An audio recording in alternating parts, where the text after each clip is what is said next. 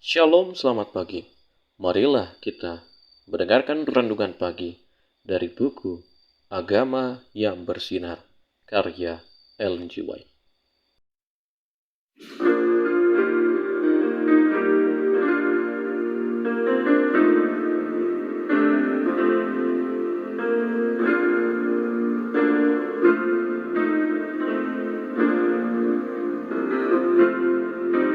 Waktu pagi ya Tuhanku, dengarlah suaraku menyampaikan doa teduh dan pandang wajah-Mu. Judul renungan pagi kita pada pagi hari ini, Tiup Trompet di Bait Tuhan. Ayat inti kita terdapat dalam 2 Tawarik 5 ayat 13. Lalu para peniup nafiri dan para penyanyi itu serentak memperdengarkan paduan suaranya untuk menyanyikan puji-pujian dan syukur kepada Tuhan. Mereka menyaringkan suara dengan nafiri, ceracap, dan alat-alat musik sambil memuji Tuhan dengan ucapan, sebab Ia baik, bahwasanya untuk selama-lamanya kasih setianya. Pada ketika itu, rumah itu, yakni rumah Tuhan, dipenuhi awan. Kita berdoa.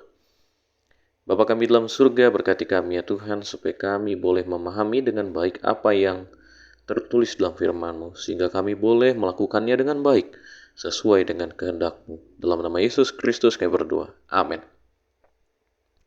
Pada akhirnya, bait suci yang direncanakan oleh Daud dan dibangun oleh putranya Salomo selesai. Demikianlah Salomo menyelesaikan rumah Tuhan dan istana raja, dan berhasil melaksanakannya dalam rumah Tuhan, dan dalam istananya segala sesuatu yang timbul dalam hatinya. 2 Tawarik 7 ayat 11. Dan sekarang, dalam rangka menjadikan istana itu sebagai mahkota puncak Gunung Moria, benar-benar terwujud. Sebagaimana yang diinginkan Daud, menjadi suatu tempat tinggal, bukan untuk manusia, melainkan untuk Tuhan Allah. 1 Tawarik 29 ayat 1. Tinggal menyelenggarakan upacara khidmat untuk menhabiskannya secara resmi kepada Yahweh dan kebaktiannya. Pada saat yang telah ditentukan, orang Israel sebagai bangsa tuan rumah berdatangan dari luar negeri dengan berpakaian mewah, mewakili mereka yang tinggal di antara bangsa-bangsa asing, lalu berhimpun di pelataran bait suci. Pemandangan itu adalah suatu kemuliaan yang luar biasa.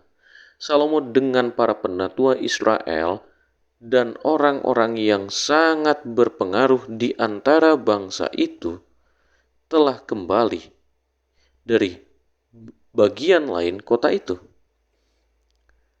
Tempat mereka telah membawa taut perjanjian. Dengan nyanyian dan musik dan dengan upacara kebesaran, imam-imam membawa tabut perjanjian Tuhan ke tempatnya, di ruang belakang rumah itu di tempat Maha Kudus. Pada waktu mereka keluar dari tempat suci, mereka menempati tempat yang khusus bagi mereka.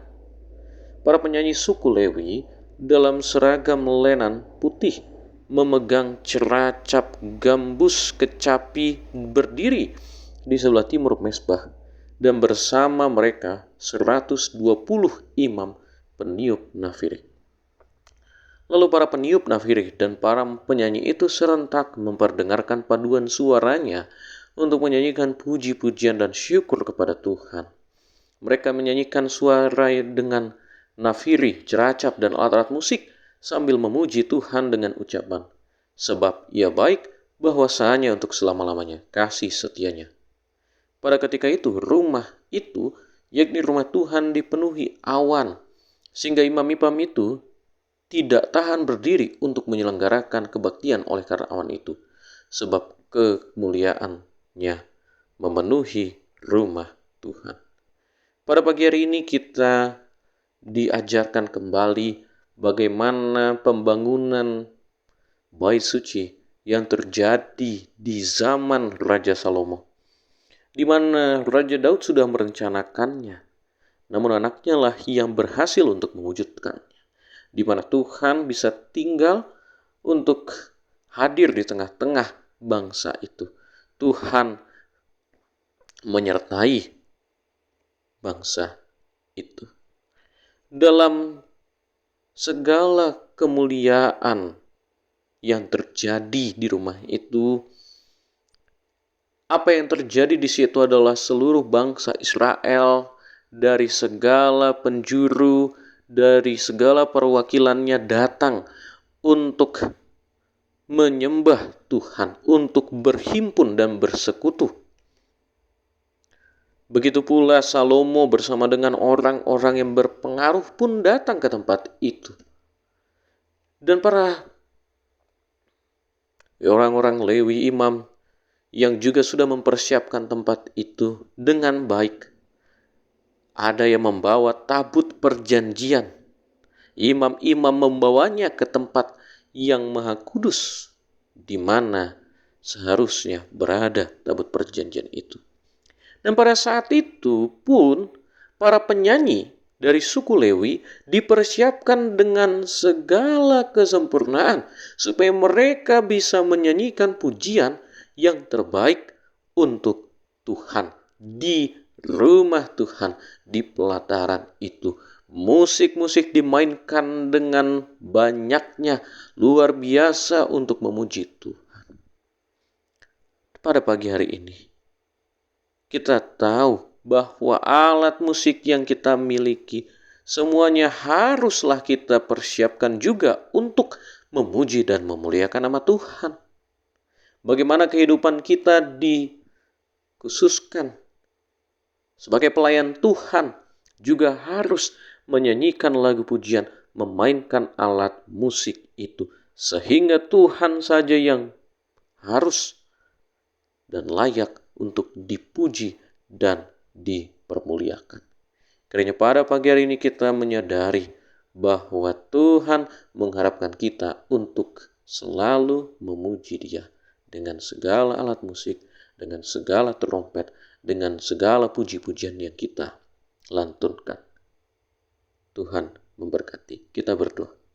Bapa kami dalam surga, terima kasih ya Tuhan oleh karena firman-Mu mengajak kami supaya kami boleh memperlengkapi diri kami dengan alat musik untuk memuji Engkau ya Tuhan.